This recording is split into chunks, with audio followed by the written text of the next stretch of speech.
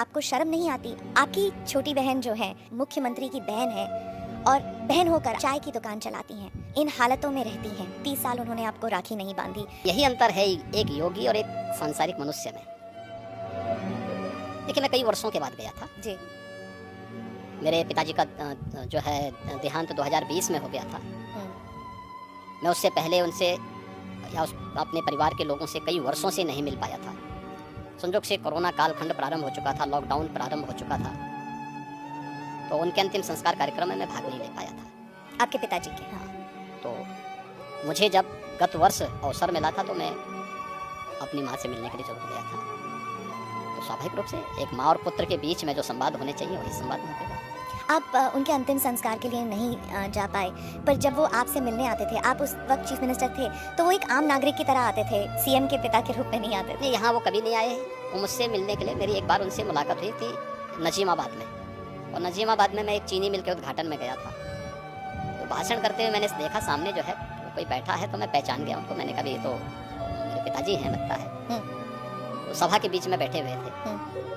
तो फिर मैंने सभा समाप्त होने के बाद अपने साथ के कुछ लोगों से कहा, मैंने कहा देखो यार वो आए हैं तो उनको बुलाओ, थोड़ा मुलाकात करते हैं। तो तब मेरी मुलाकात हुई थी। जी। आपकी छोटी बहन जो है उन्होंने एक इंटरव्यू में कहा था कि 30 साल उन्होंने आपको राखी नहीं बांधी। 2022 में एक इंटरव्यू में उन्होंने कहा कि कई वर्ष पहले जब उन्हें पता लगा कि आप घर छोड़ के आप योगी बनने के लिए निकले हैं, तो उन्होंने कहा कि वो भिक्षा मांगने वाले संतों में आपको ढूंढ रही थी और मिले नहीं आप उन्हें। बहुत मुश्किल हुआ होगा ना उन्हें? देखिए, ये सबके जीवन में आता है, लेकिन मुझे लगता है कि इन चीज़ों को हमें जो है केवल अपने स्वयं के स्मरण के लिए रखना चाहिए, और स्वाभाविक रूप से सबके जीवन में आता है। कई वर्षों के बाद जो है ये चीज़ें चलती रहती हैं। मुझे लगता है यही जीवन है। योगी के मुख्यमंत्री बनने के बाद कई लोग कहते थे कि आपको शर्म नहीं आती? आप मुख्यमंत्री की बहन हैं और बहन होकर आप चाय की दुकान चलाती हैं, इन हालतों में रहती हैं। मैं उनको एक ही बात कहूँगी, मैं गरीब हूँ, ये मेरा नसीब है।